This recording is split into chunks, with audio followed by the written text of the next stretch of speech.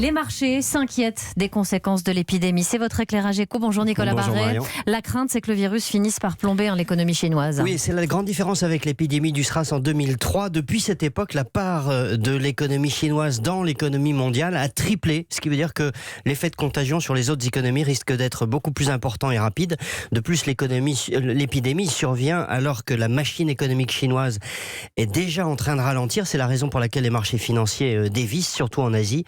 Ils ont effacé tous les gains depuis le début de l'année. On constate déjà des effets économiques directs dans l'industrie, notamment automobile, puisque Nissan, PSA, Renault et d'autres rapatrient leurs employés étrangers basés dans la région de Wuhan. Seule consolation, si l'on peut dire, c'est que ça fait baisser le prix du pétrole. Oui, qui a fortement baissé effectivement, nettement en dessous de $60 le baril. On était à plus de 70 début janvier. Là encore, l'effet de taille de la Chine joue à fond. Ce pays est le premier consommateur mondial d'énergie. Et quand la machine économique chinoise ralentit, la demande de pétrole chute et les prix avec. Les spécialistes en particulier parient sur une baisse du prix du kérosène si l'épidémie persiste, car on observe déjà une chute du trafic aérien au départ des principaux aéroports chinois.